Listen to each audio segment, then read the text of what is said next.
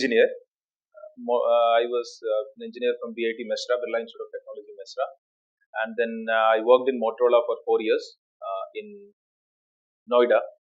And it was during that time I had no dream or anything about, I was saying there is no dream or aspiration to be an IAS, Indian Administrative Service, or any of the services for that matter. But during that point of time, there was, we were staying in sector 16, sector 15 actually, and we would see kids coming for, this kachra, kuda binne ke liye, and rag picking. They used to come. Small kids, very very small kids. So that is when we realized that there is a very big slum nearby only in sector 16, and we started engaging with them on a daily basis. Started teaching them. There is a government school 50 meter, not even 50 meter from that slum. But the children of that slum were not allowed to study there in the government school. Okay, various reasons, community reasons, where they are from, all those reasons.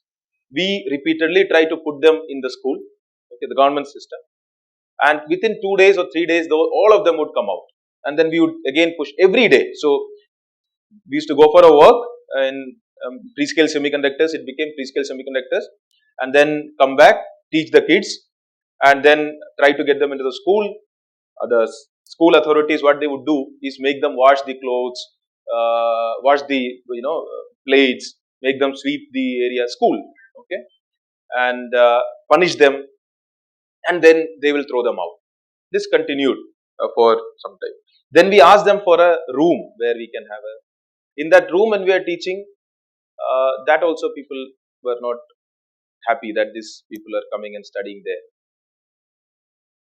But slowly we started teaching them there.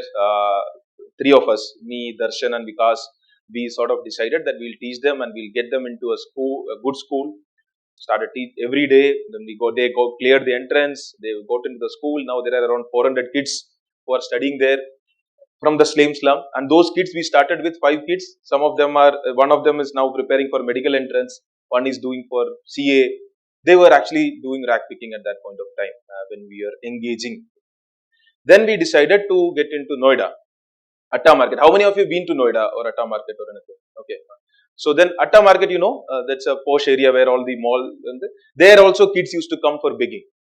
So then I sort of moved from the sector 16 slum and then moved to this place where I thought these kids also now I want to teach, and that's where I sent a mail, and my wife, at that point of time, not my wife, she had come and joined me to work in there. We started, so that is a project again we started while working.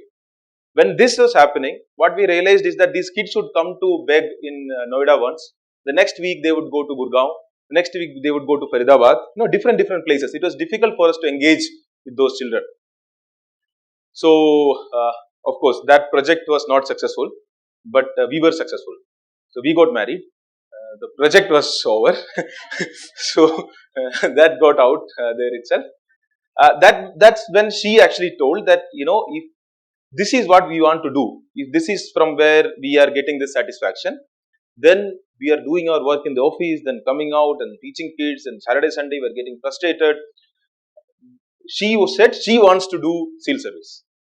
So she joined a coaching center in Noida, some very random place. She went there, and I was like, what will I do? Now my NGO is also stopped, the thing is also stopped. Wife is also going for some SEAL service. So I said, it doesn't matter. Freescale was paying very good amount at that point of time. So I said, it doesn't matter. I will also join the coaching class. At least we can do dating inside the, like many of you must be doing.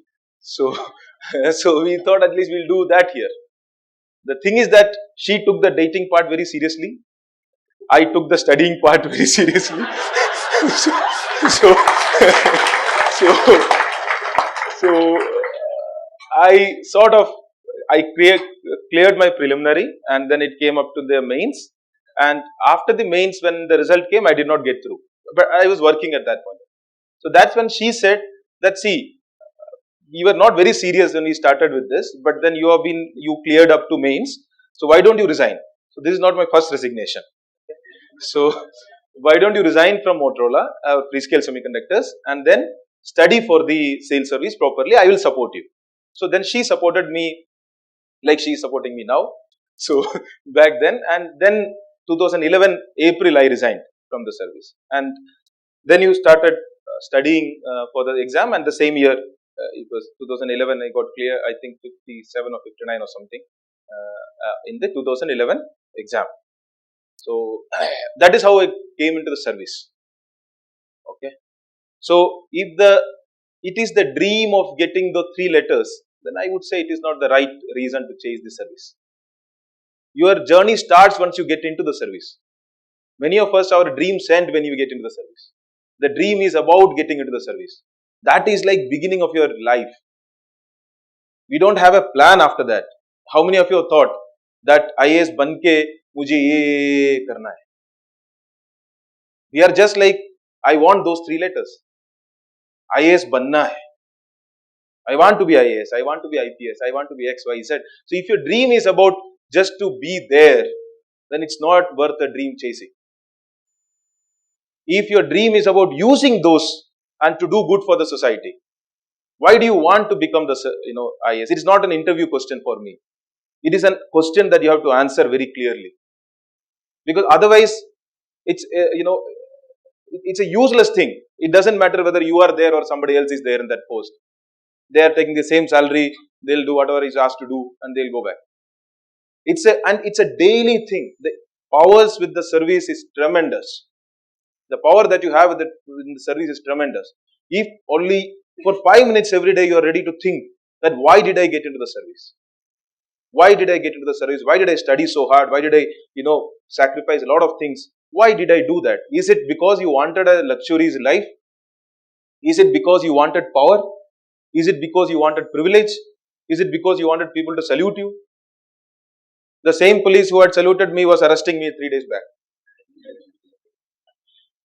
So, doesn't matter.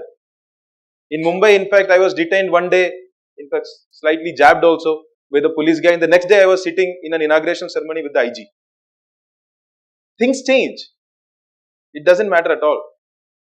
If you have so much of things in your head, ye 3 letter ke liye hai, so I have a very different message, please don't appear. You are not only wasting your time, you are also wasting the country's resources, country's everything. There is a lot of, it's not your expectation. Till you become an IAS, it is your expectation, your family's expectation. Once you become the IAS, it is the entire country's expectation from you.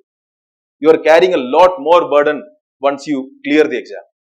If you are unable to realize that, I would say don't give this exam. Because after that is when your real journey starts.